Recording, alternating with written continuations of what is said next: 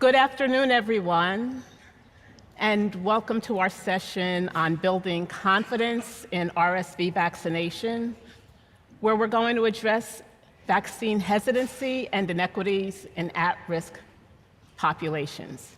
I know we're here coincident with the NMA meeting, but this program is not officially a part of the NMA's 2025 Annual Convention and Scientific Assembly Program Committee, but we still are so glad that you took the time to come. This event's not sponsored by or endorsed by the NMA. I'm Jewel Mullen, here with Jacinda Abdul-Mutakabbir, or Jam. Please feel free to call me Jam, like peanut butter and jam. Right, or Jewel and Jam. Thank you to PeerView for providing this session and GSK for providing the educational grant for the symposium. If you haven't already done so, please complete the pre-event survey and look out for additional polling during this presentation, something that I will remind you, and we will remind you a few times. Submit your questions and we will answer them during the Q&A. In-room learners, use your personal device to scan the QR code on the following slides to respond to polls and ask us questions. QR code. So for our in-person learners, you have chances to win a $50 gift card that's provided by PeerView by answering the polls and submitting questions to us. The more you participate, the greater your likelihood of winning. So we thank PeerView for having us here, and you will thank PeerView if you're one of the winners for participating a lot. Scan the QR code to answer the polls and submit questions. If you're a healthcare professional and you see a green winner message on your mobile device at the end of the session, see a PeerView staff member to claim your prize. And again, thank you to PeerView for providing the gift cards.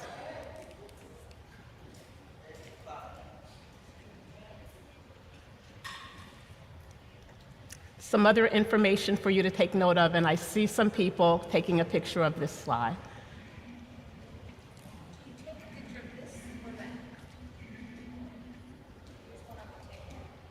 You can take a picture of that as well. You can see the slides, the practice aids, and download them after the event.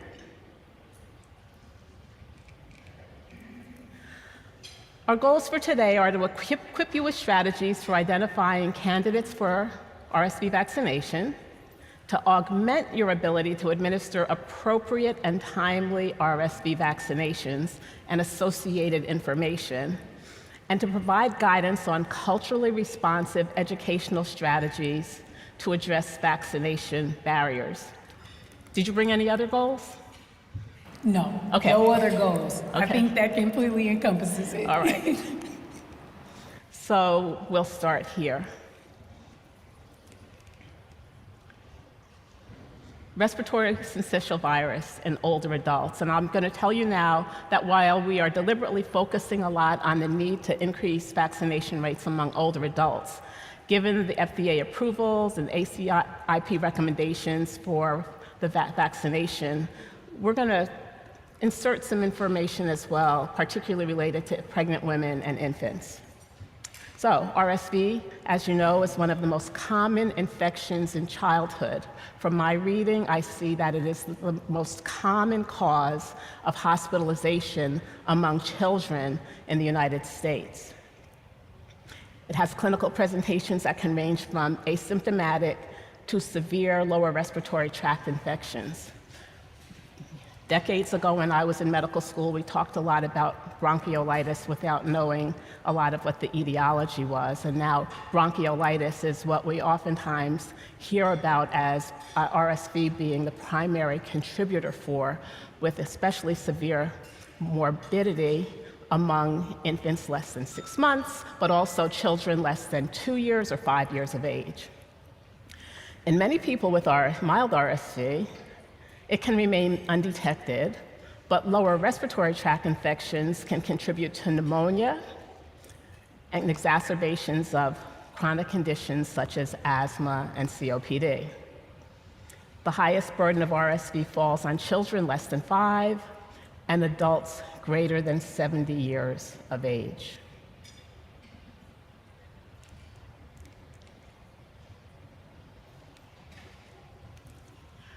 Among adults over 65, RSV is associated with an annual incidence of approximately 60 to 160,000 hospitalizations and 6,000 to 10,000 deaths. This weekend, I just took a peek at what's on the CDC website, looking at the burden of RSV among the population, adults and children, in the 2024 to 2025 season. And those numbers, the 60 to 160,000, are about double for that whole population, and as is the mortality.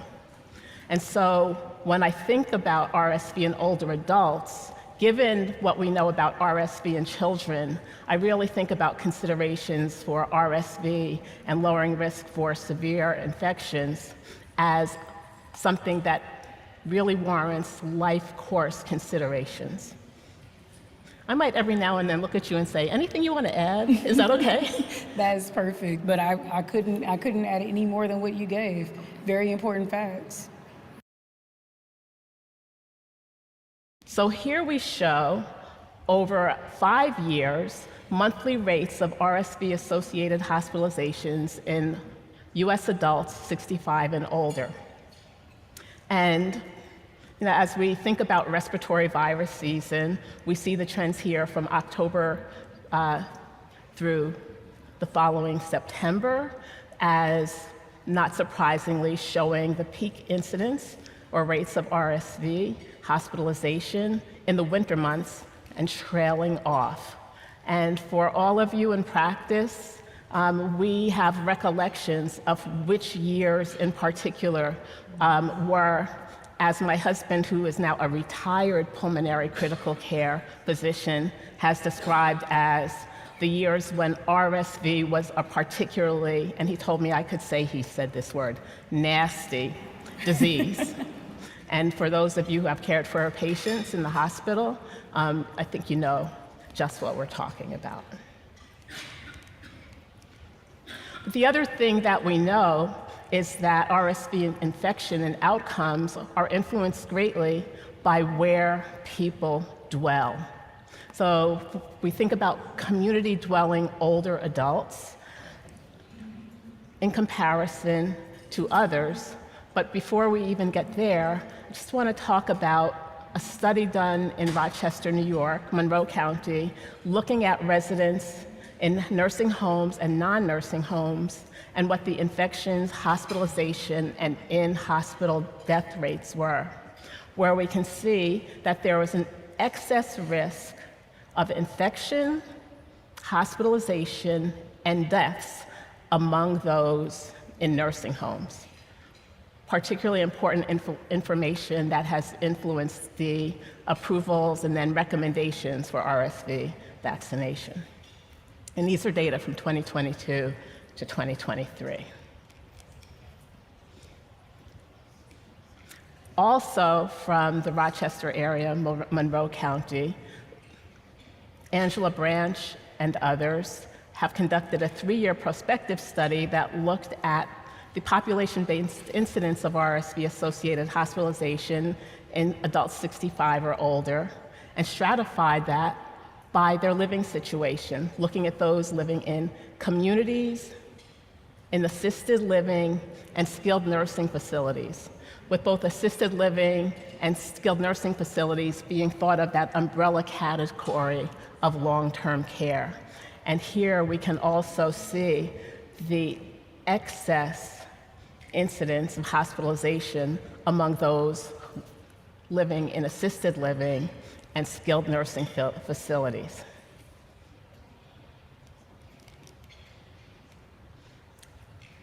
So as a physician who pivoted in the second half of her career to doing a lot more public health policy and administration, I've often had to answer the question, Why is something a public health priority?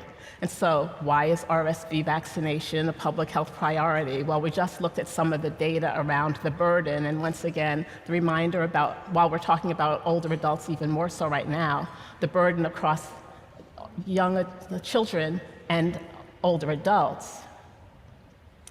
There are some other characteristics that make us really think about this as a public health priority. We know the populations who are at high risk and what that risk means in terms of morbidity and mortality. We also know that there is no effective treatment for the infection for those people.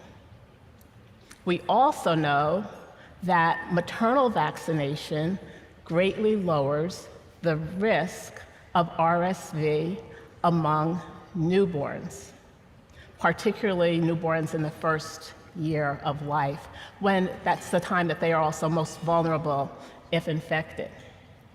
So maternal vaccination at 32 to 36 weeks gestation does protect them, the newborns, and reduces lower respiratory tract infections by 57% among infants less than 3 months. And we have vaccines that have very high efficacy. And while we list here for you, because sometimes people remember brand names rather than generic names, in this non-commercial presentation, we see whether or not we are talking about RSV Pre-F3, which is an adjuvanted vaccine, also known as Arexvy, RSV Pre-F, also known as Abrysvo, and then the mRNA vaccine, Mrezvia. The efficacy among among older adults, 60 and over, in reducing the risk of lower respiratory tract infections is very high.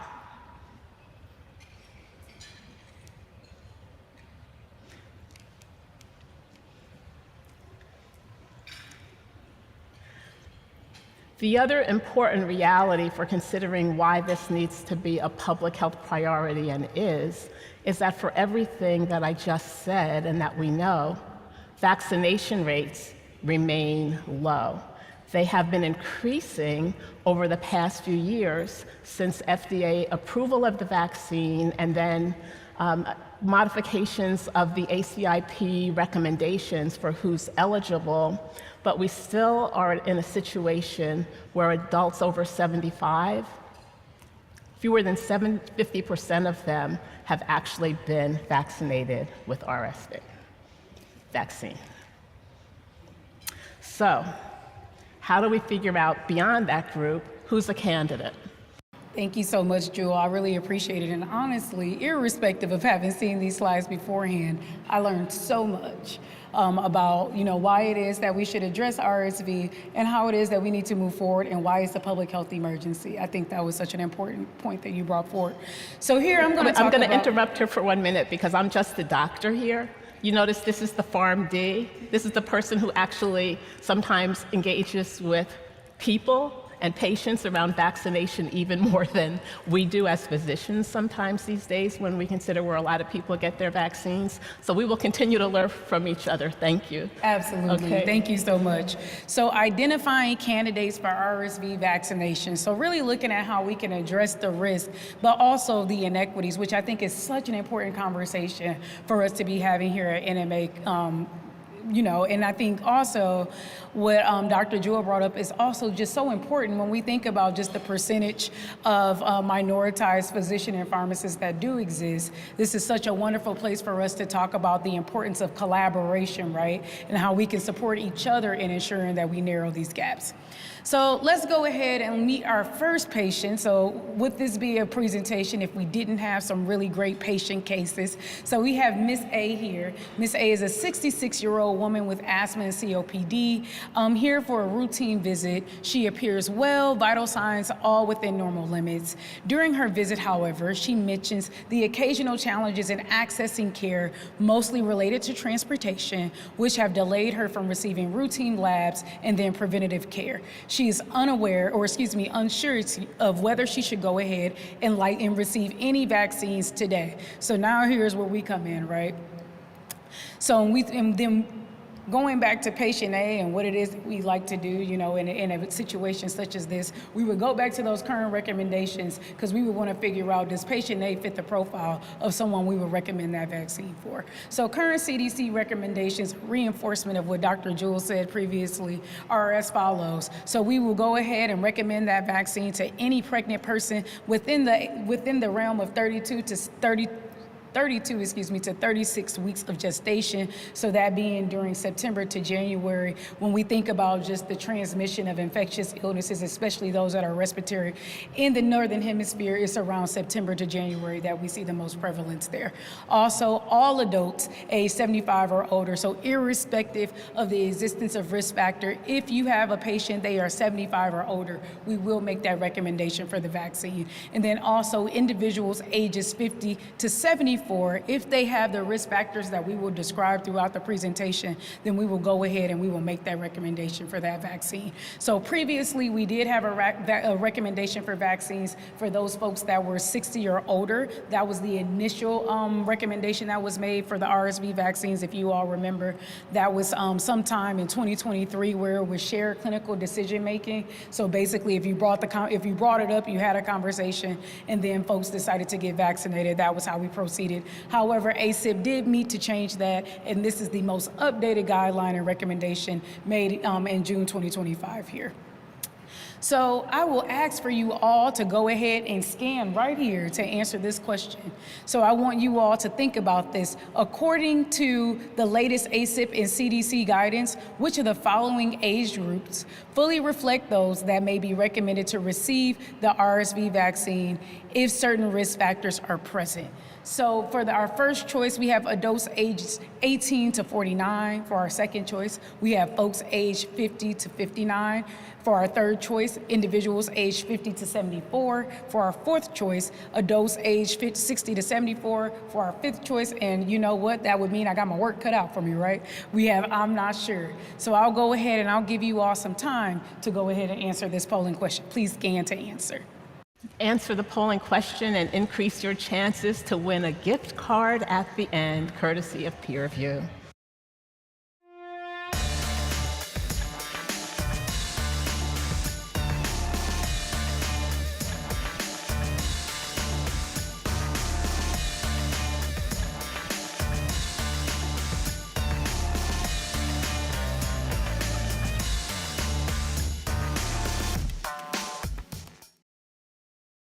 All right, so here we have our responses. So for the question that I won't reread, I will not insult you all's intelligence. I know that you can read that listed here. So when we go through the answer choices and the responses that we received back, so we have 80% that answered adults aged, so in this pre-survey, in the pre-survey, we had 80% that answered adults aged 50 to 74, and we see that, consistency there. We had 10% answer adults aged 50 through 59, and we saw that increase here. So I know you all are accounting for that age group in that 50 to 74. And then in the pre, we had adults aged 60 through 74, and then we have 20% that answered that same response in the post. So we will continue to move forward, and one thing I will say is we didn't have anyone say, I'm not sure. So that means that at the very least, you all are thinking about those recommendations for the RSV vaccine, and that's what we want. So I'm going to go ahead and hop into, what are those medical risk factors that we want to think about for those folks aged 50 through 74 when we consider who we want to make that recommendation for? So first and foremost, individuals that may have been diagnosed with a chronic lung illness, so that being COPD, some type of emphysema, asthma, so on and so forth, folks with diabetes, and then folks that have diabetes with end organ damage. So we think about diabetic nephropathy, neuropathy, retinopathy, any cardiovascular cardiovascular diseases that come subsequently following that diabetes, severe obesity, chronic cardiovascular diseases, decreased immune function. So when we think about our patients that may have cancer or any other immunocompromising disease state, chronic kidney disease, I really want to turn our attention here. Please, please, please think about how chronic kidney disease can mediate that presentation or increase susceptibility to RSV. Folks that may have a neurological or neuromuscular disease, we want to think about that as a risk factor. Liver diseases, any type of hematological conditions, we talked about cancer or any immunocompromising disease states, we really want to consider that. Frailty, especially as we think about our folks 75 and up, frailty in the way that RSV presents can be a big risk factor. Residents in a nursing home, Dr. Jewel presented that nursing home data. We want to think about how that can increase individual susceptibility to the illness. And then other chronic medical conditions can be a risk factor, and folks can talk with their healthcare provider, but if they go to the pharmacy and they say, hey, I believe that I have a risk factor that's present, if they self-say that, if they bring that up themselves, then the pharmacy can offer them the vaccine. So there are many different ways that they can access that vaccine there, but we do want to bring up, these are the listed risk factors for consideration. So when we think about just those prevalence of risk factors, what we can note here is that we do see disparities, or we see differences in how those risk factors present when we think about folks that are 50 to 59 and then over the age of 60, and when we consider that or disaggregate by race and ethnicity. So we see an increase in those present risk factors for individuals that identify as Hispanic Latino, and then non-Hispanic Black, and then also not listed here, but what we can consider to likely be the case is our indigenous folks. So for our minoritized communities, we do see an increase in those prevalence of risk factors when we consider that and compare that to their non-Hispanic white counterparts. And then when we think about social vulnerability, we also see differences in terms of RSV presentation and hospitalization across the various vulnerability groups. So the CDC has what's called the Social Vulnerability Index. The Social Vulnerability Index considers 4 themes to quantify community level social determinants of health. So they use that SVI index to determine what are the inequities that we may see there. Is race, ethnicity a factor? Is transportation a factor? Is the housing conditions that folks live in a factor in terms of hospitalization or disease progression or disease presentation? So what we saw was that there was a higher incidence of RSV, whether that be a hospitalization or presentation of disease, amongst those individuals that resided in areas or a census tract that was concordant with a higher level of social vulnerability. So that means that folks that come from an area of high SES are more likely, or high SVI are more likely to present with RSV. And one thing that we can really think about is crowding, right? So if folks live in an area of higher social vulnerability, they're more likely to be exposed to crowding in their households, which can increase the transmission of disease. However, irrespective of the presence of risk factors, despite the disparities and inequities that we discuss, many adults are unsure about RSV vaccination. Only about 15.6% of those folks that are eligible to receive the RSV vaccine has received it. So that means that we are in a really poor place, or not the place that we'd like to be in terms of RSV vaccination. And we can see right there from that purple area, the folks that probably or definitely will not get the vaccine. So I would say, you all, we got some work to do, right, to encourage and figure out what are those barriers for vaccination, and we hope to do a little bit of that in this presentation here. But a no for now, or a no now, does not mean a no forever. So I want us to continue to think about that and to say that to ourselves. Just because there may be a no doesn't mean there isn't an opportunity for increased education that may promote eventual change. Can I editorialize in your section? Yes, by all means. So sometimes where I work, people hear Black people vaccine hesitant, and then they don't even ask people or offer the vaccine.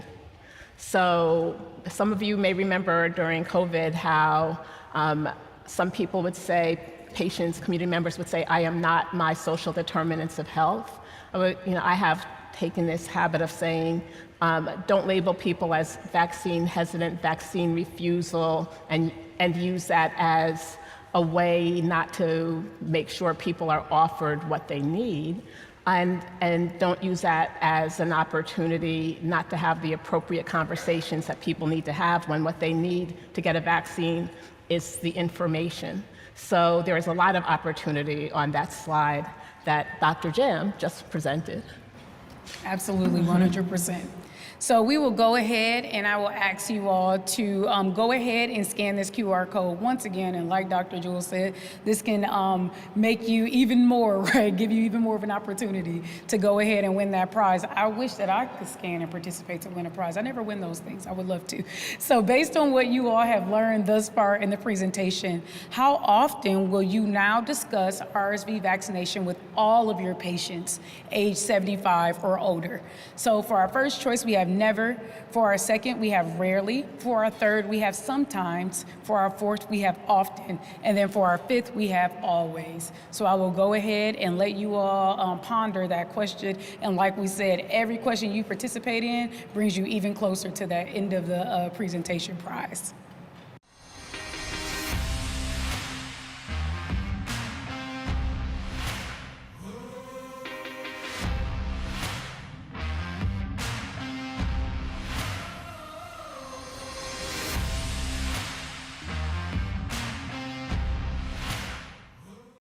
All right, beautiful.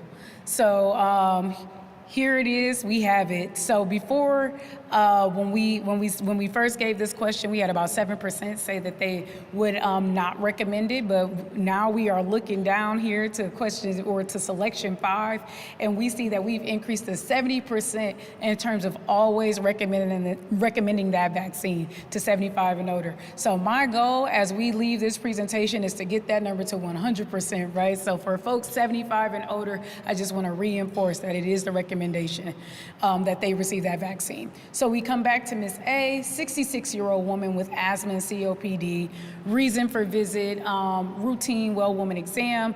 Once again, she appears well, vital signs all within the normal limit. During her visit, she mentions occasional challenges in accessing care, mostly related to transportation, and then having delayed labs and preventative care due to that limitation in transportation. And she's unsure, of whether she would like to receive any vaccines. So, Dr. Jewel, I asked this question of you.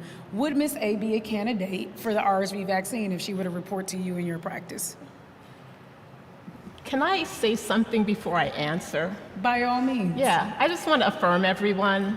Some of my colleagues in Texas and at Duke did a systematic review of provider behavior around vaccinations. It was published a few years ago. And one of the things that we surfaced, in addition to learning that most of what was written was really around HPV vaccine and how we engaged with patients and families, there's this other reality that part of what influenced provider behavior around vaccines, what they recommend to their patients and what they decide to get themselves, is really around the information that they have.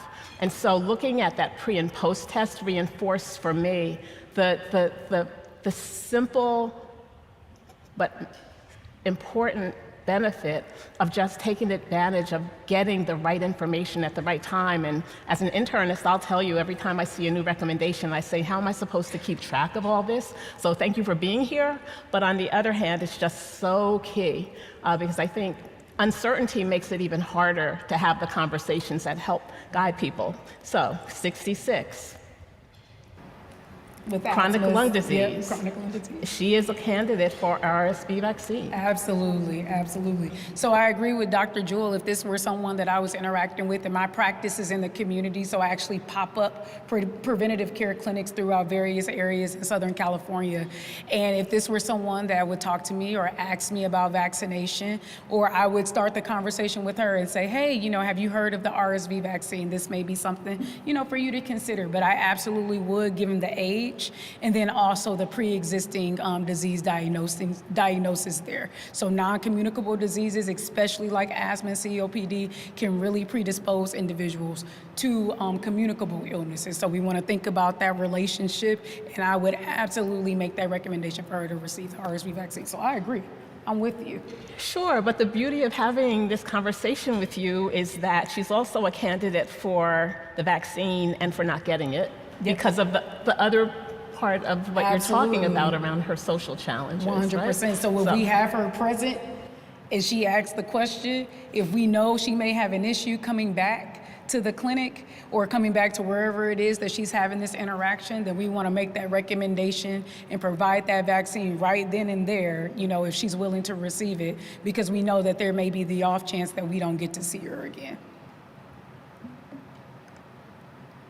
Alrighty, so once again, before I pass the mic, I do want to reinforce that you gotta be in it to win it, y'all. So make sure that you are scanning, that QR code, and those folks that are watching online are gonna be super jealous because they don't have the opportunity to participate in this.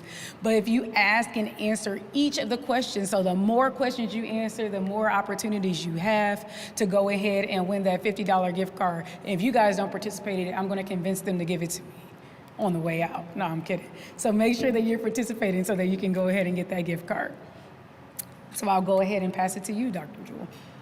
Empowering patients, championing RSV vaccination in vulnerable communities.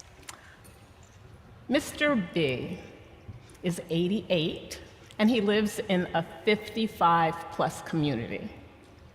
He's got hypertension and BPH, both of which are controlled well with medication, and he's just come in for a blood pressure check.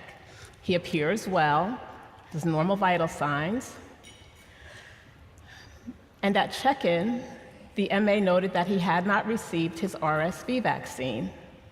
He wanted to know more about vaccination options and the risks and the benefits of vaccination.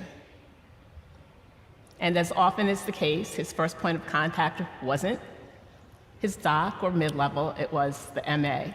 Vaccination is a team sport. So we talked about the indications and what vaccine eligibility is. So a little bit more about the vaccines themselves, which also helps us think about questions like which one should I get, which is sometimes what patients ask us, and whether or not one is so-called better or preferred to the other. So there are currently 3 FDA-approved products indicated for use in adults. I mentioned before the adjuvanted RSV pre-F3, the non-adjuvanted RSV pre-fusion, pre-F, and then the mRNA vaccine.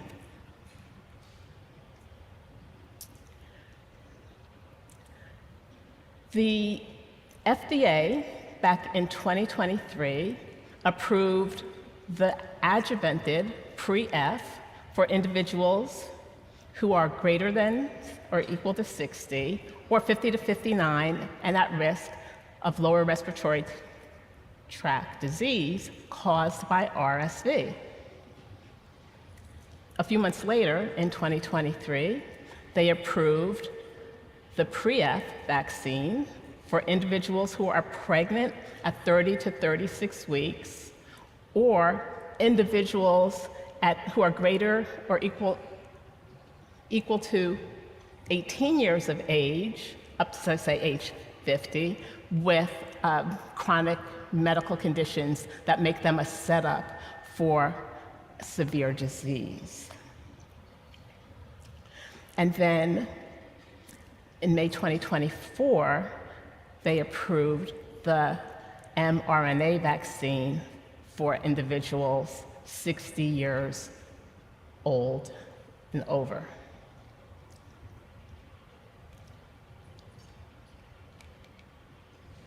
The mRNA vaccine is still undergoing clinical trials, and one we're waiting to see the completion of should be done next month. But what we already know in terms of vaccine efficacy is that, as you can see here, compared to placebo, the mRNA vaccine has an 83.7% efficacy rate at reducing the risk of severe or lower respiratory tract infection from RSV.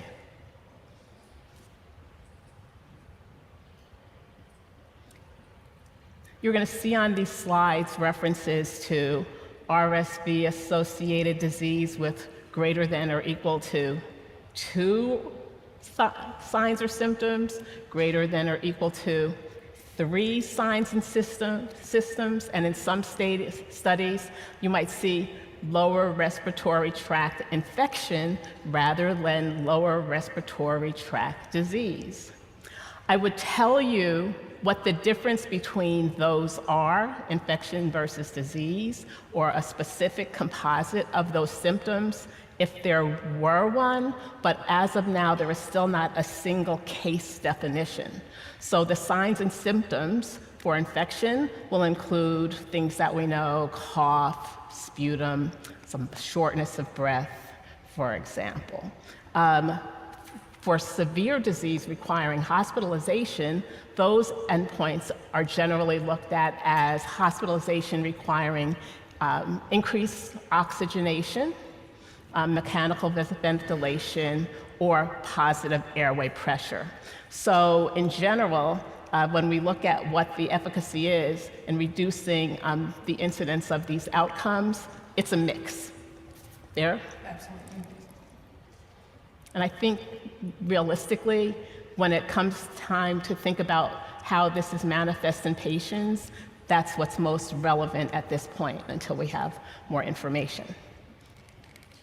And so I said all that leading up to the mix of terms that we see on this slide, comparing the RSV pre-F, the RSV pre-F3, in various studies where we can see the vaccine efficacy, once again, is,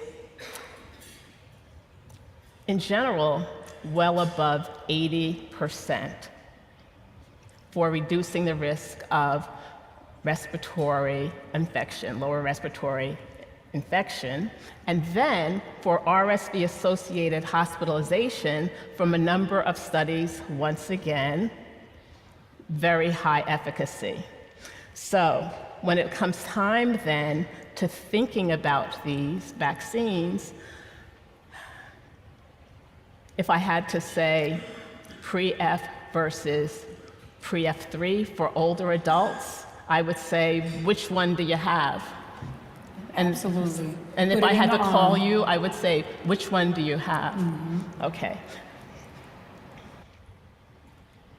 The reminder, and this goes back to, we're mostly talking about older adults, but we don't want to forget about infants, which means we don't want to forget about pregnant women and vaccination, is that it is only the RSV pre-F, the non-adjuvanted vaccine, that is approved for use in pregnant women from 32 to 36 weeks gestation,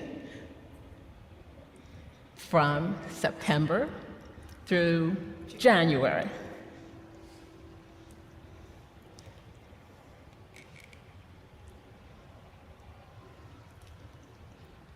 But then the other question that oftentimes people will say is, yes, but I have heard that there are side effects, or am I going to be worse off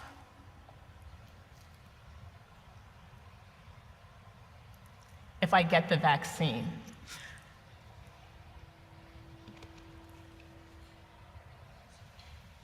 We'll see what else I can move. Okay, great.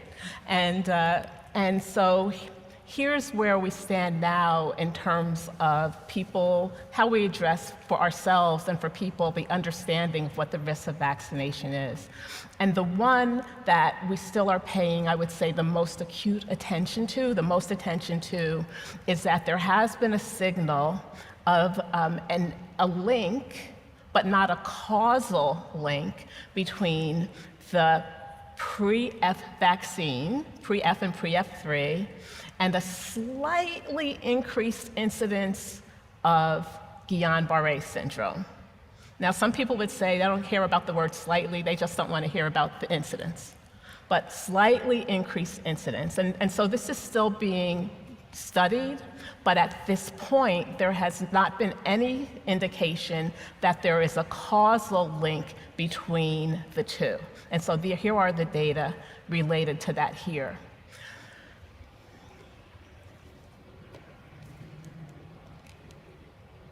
So here's what the Advisory Committee on Immunization Practices concluded about the GBS risk following RSV vaccination in adults over 65, as reported last October.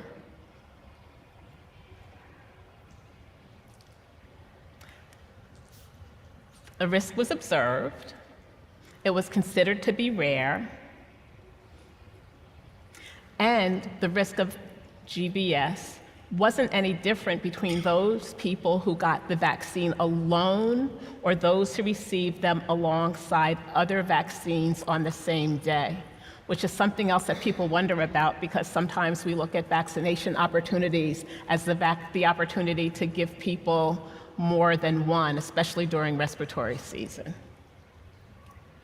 So the general conclusion, especially having looked at the burden of RSV and lower respiratory tract disease, is that the risk of developing severe RSV is much higher than the risk of developing the risk of GBS after vaccination. But, real world, I wanted to talk through this slowly because these are the kinds of things we think about when people ask us questions. And then even when we get to the next session where we talk through with people what their preferences are, I don't know if there's anybody else who has had patients that say, just tell me what to do, or who come back to see us at another time and say, well, you recommended this. So having the data is really important to also build not just our own confidence in having the conversation, but to help people really weigh their risks. Anything you want to say before you have a lot more to say? No. It also, I believe, allows for an establishment of just a trusting relationship. I think sometimes with, not to say negative, but with things like GBS, we can be afraid to bring it up because it may discourage vaccine uptake overall. So one approach that I've tried in my practice is I'm very honest about the clinical trials and the findings of those trials. But then I also go and, I talk about just how it is that the disease itself presents. And I think by me being honest and transparent, then that goes a longer way than had I not said that there was an association or something observed with something like GBS, in clinical trials. At the time that I began my education, it was myocarditis with COVID-19. So it was a conversation that, was harder to have because I was worried that folks wouldn't want to get vaccinated, and I work primarily with the Black community in California. But guess what? Because I brought that up, at least they had a good standing on what it is that was there, and they were able to go ahead and tell folks that would bring myocarditis up. They could give you the stats and the statistics and talk about what it is that they saw, and that went such a long way for the relationship that I have with the community members that I serve. So I leave you all, as Dr. Jewel wraps up this section, on honesty is the very best policy, irrespective of what it is that we as clinicians must be honest about. Okay, so you said when you began your education, and it was myocarditis and COVID-19 vaccine. So when I began my education, and maybe it was swine flu vaccine? Anybody remember that? How many decades apart does that make us? It doesn't matter. We're in this conversation together. I think you were younger than that. But part of the other conversation then is we're talking about reduction of the risk of lower respiratory tract infection and continuing to remind people who might feel let down if they get sick that we're talking about lowering the risk of complications and not necessarily setting them up to think they won't get sick at all, but they won't get as sick as they might, which is really, really key.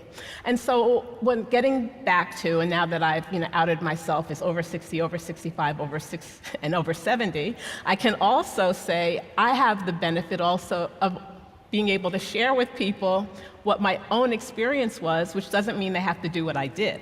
But I think it's important to say, to be able to tell people, yeah, side effects, well, it hurts. You might have more pain in your arm the next day. You might have reactions similar to what people get when they are vaccinated against other viral infections, fatigue, fever, headachy, et cetera, that are usually mild.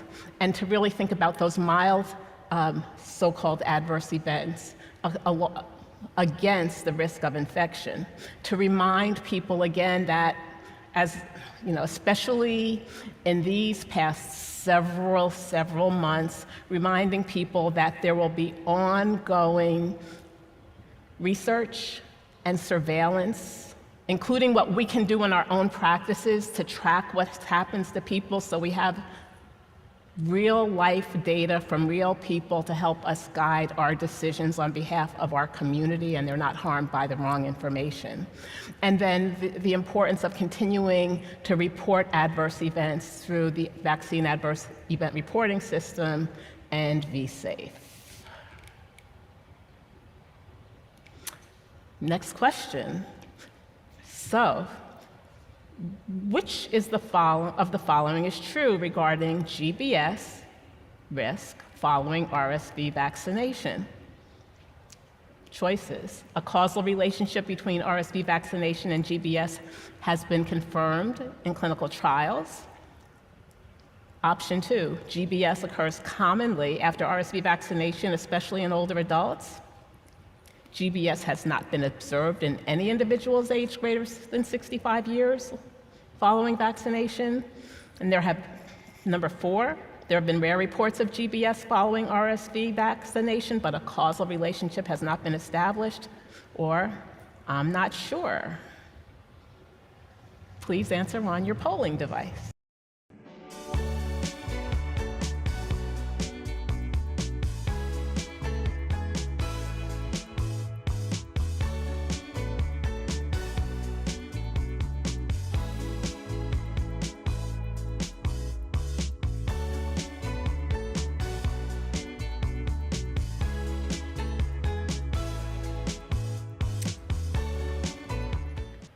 So, how did you guys do?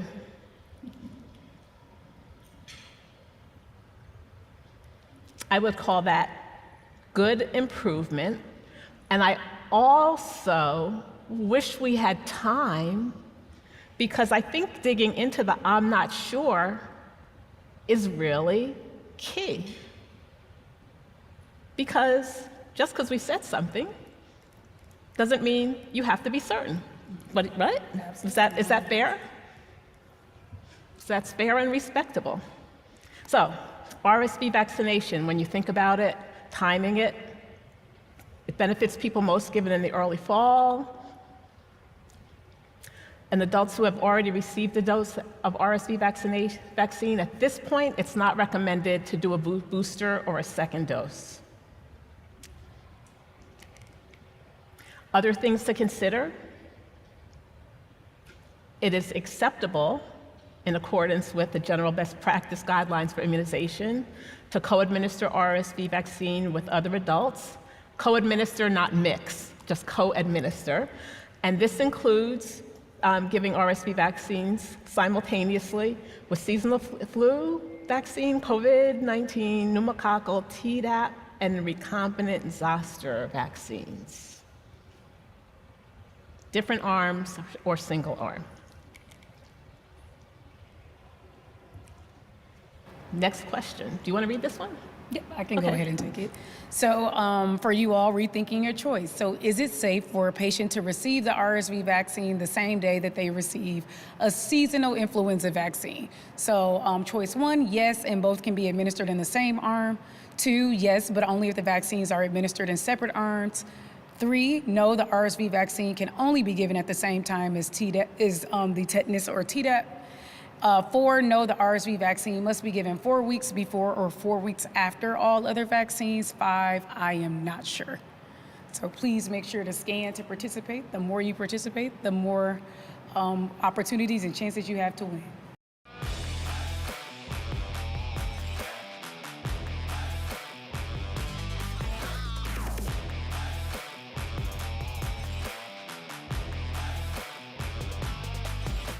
All right, fabulous. So I would say this went pretty well, and honestly, it went pretty well right at that pre-survey as well. So yes, they both can be administered in the same arm, and you can also administer them in separate arms if you would like. But if they want to get them in the same arm, you can do that just 1 inch apart.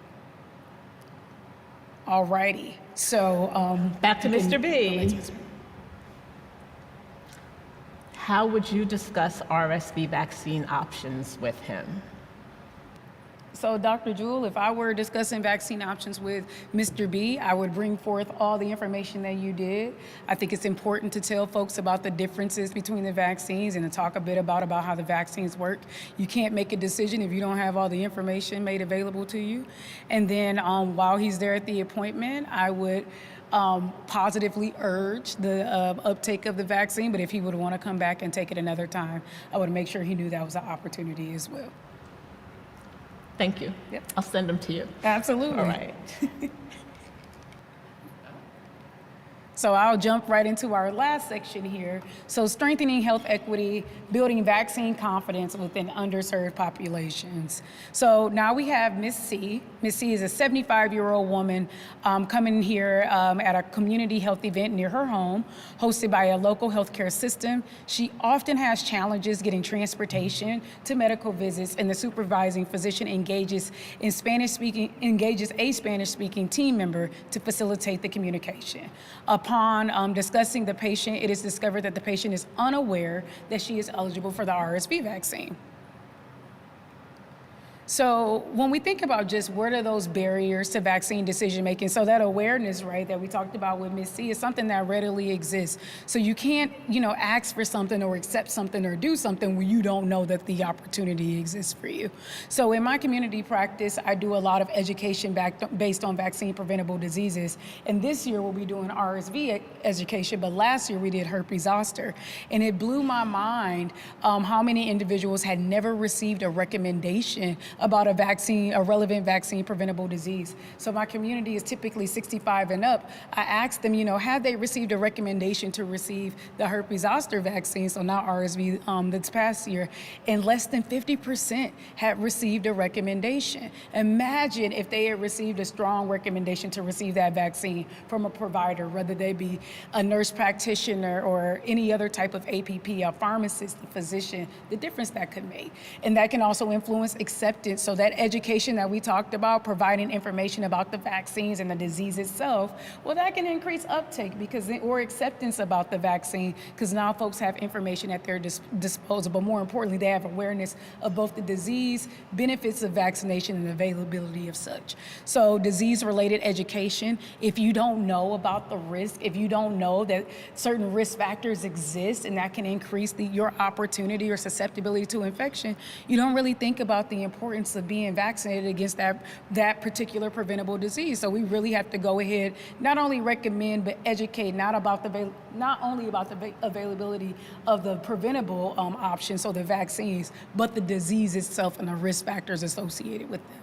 And then insurance coverage and costs. So when I talk to my community, using herpes zoster as that example about, the herpes zoster vaccine, we have a question in there that asks about costs. And I cannot tell you the number of people that had no idea that the vaccine was covered through Medicare Part D. So we have to make sure that we are educating, especially those folks 65 and up, about the availability of the vaccines and the cost of the vaccines and how it may be subsidized through various avenues. So when we think about education, well, first we need to make sure we're offering disease and vaccine-related information, and then we can encourage, right? So we can provide that strong recommendation. We can determine whether co-administration is possible. So if you have someone there and you bring up the influenza vaccine, if they are a candidate for the RSV vaccine, then we can go ahead and make sure that we bring that forth to them and tell them, hey, you can get these at the same time. And then we can also offer incentives for updated vaccines. I actually partnered with a community organization. They gave a $50 gift card if folks received the flu and COVID vaccine as co-administrated vaccine. So we had a great showing at that clinic, for folks that wanted to participate. And then we think about just what are those really important things that we want to make sure that we hit for older adults about RSV vaccines. So those 4 main talking points, we want to talk about the complications. So as we age, immunosenescence occurs, and folks that are at older age can be more susceptible to those RSV related complications. And we see worse outcomes when compared to influenza. So that's important to bring forward. Vaccine availability. Hey, these vaccines are available for those 50 through 74 with those risk factors we described, or 70 in everyone 75 and older, and then those folks with immunocompromising disease states. We want to make sure we bring that forward, especially if we engage with folks with those particular risk factors. And then we want to talk about the fact that there is no available treatment. So prevention is our best policy. That's something something I always talk about with my community. I tell them like, hey, we do have treatments, but I'm not, you don't want to be at the disposal of maybe this treatment may work and maybe it won't. You want to be able to prevent the disease and the severity in which it presents, at the start of that. And then eligibility. So we really want to make sure that we talk to the patients about the availability, what is that criteria for vaccination. But once again, I want to just continue to reinforce the importance of us, especially as minoritized clinicians that provide education and advisement. Healthcare provider recommendations, especially if this is someone that folks trust, can just go such a long way. So remember to really make sure that we recommend those vaccines for folks who fit the criteria. And then educating about the risks versus the benefits. So this goes back to the discussion point that Dr. Jewel engaged me on, right? So we want to make sure that we are bringing forth just the benefits of vaccination, because GBS will be a conversation we have to have. So we want to say, hey, vaccination can decrease your risk of hospitalization by 75%. That is great. You have a very small risk for GBS, that exists. But guess what? That benefit still supersedes that very minimal risk. So, and on top of that, we have to think about just the deaths that it may prevent. And then I always make sure to describe the disparities in the deaths that we see across individuals that are racially and ethnically minoritized and those that reside in areas of high poverty. So it's always worth having that conversation of the benefits far outweigh the risks that exist. And then we have this wonderful framework provided to us from AHRQ about how it is that we engage or encourage folks to receive vaccines. So first, we can seek or we can initiate that conversation. We can start that conversation with individuals. We can help. So that means that we can provide clear, understandable information about what it is about the vaccines, about the viruses. We can assess the patient's values, the preferences, the situation that may exist. We can reach, so we can think about, what are those things that we can do to engage this person. Is providing, materials. Maybe I'm not the one that has the conversation. Maybe the conversation with the pharmacy technician or the MA is a conversation that may allow for a better uptake of being vaccinated. We can support each other and collaborate in those efforts. And then when we think about, evaluate, we want to make sure that we regularly review and so on. So when we think about just how it is that we provide these vaccines, well, when we think about just collaboration and who are those folks, well, let's think about, maybe collaborating with pharmacists, whether surrounding or so on. So pharmacists and pharmacy staff play a major role in vaccination, and we can see that listed here with those vaccines. And then we can improve our communication strategies, so it never hurts to get information from more than one source. So when we think about strategies to address vaccine inequity, so we want to identify individual factors that may increase susceptibility to vaccine hesitancy. We want to apply principles of active listening. I like to do yes and, to where, I listen to what it is that patients tell me, and then I say and provide additional information. So I acknowledge them, acknowledge their beliefs, and provide an opportunity to give the facts. We engage trusted community leaders or faith workers, and then we can help patients really see the affordable access that is available for the vaccines. So this is an example of the tiered process that I use in my practice to provide vaccines, and I won't spend a ton of time here. You can go to the reference below if you would like more information, but it really is a community-based approach to where I engage faith leaders. I collaborate with 4 churches from September to December to provide education alongside actual vaccines. So we have various tiers that exist in that process. And then these are the outcomes, and this was from our COVID-19 intervention that has now progressed, and we've addressed influenza, herpes zoster, and this year we'll be talking about RSV. But what we saw was, following education that I provided alongside the faith leaders as my chaperones into the community, we did see an increase in the number of Black individuals that were vaccinated within the community. So previously at the large vaccination site, we had only vaccinated about 3% of individuals that identified as Black, but they represented 20% of hospitalizations. Well, when we did this clinic following those tiers, we were able to vaccinate 83.5% of individuals, that were vaccinated there identified as Black. So a necessary overrepresentation of a group that had disparities. So this is just an example. I should say I would be happy to pass over what Austin Black Physicians Association has done to answer some questions if you want. Yes, so I just want to okay, I'd be end happy to- with right. that tier 3 is really that important tier for us to consider. How do we engage other clinicians in that conversation? And here is the Austin Black Physician Association, so we can see that these efforts exist in multiple capacities, but more importantly, the importance of individuals that identify as racially and ethnically minoritized and the gaps that we can narrow in minoritized communities. So let those 2 examples serve as a basis. So with that being said, this is patient C. So if I were to talk about how I would engage in counseling, I would make sure that we continue to engage that Spanish-speaking person, right? And I would make sure that the information was translated in a way in which patient C could readily receive it, but I would provide the necessary materials to make that decision.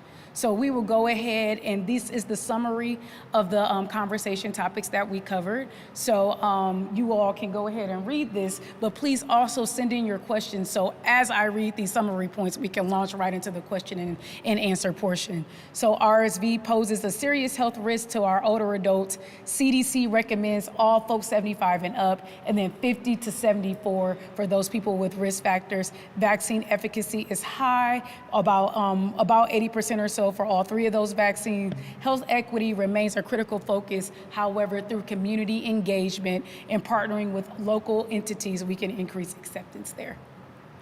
So we will go ahead and take all of the questions that you all have here. I think we have a few that have come through. So Dr. Jewel, I'll pass it to you to go ahead and start with the questions. So we'll do a little lightning round response and hope that we might even touch on a more expanded answer during the webinar and next week. 2 weeks. Can't wait for it. So one question that we received is whether or not there's an immunology lab titer that we can perform post-vaccinations, such as we do with Hep B. I'm not aware of any such thing in clinical practice, but I also know that as we've thought about that, I remember during COVID, people said, "Oh, I went and I got some titers." We can't necessarily correlate what those results are with the actual immunoprotection that an individual has anyway. But I'm not aware. Doesn't mean it doesn't exist, but I'm not aware of any.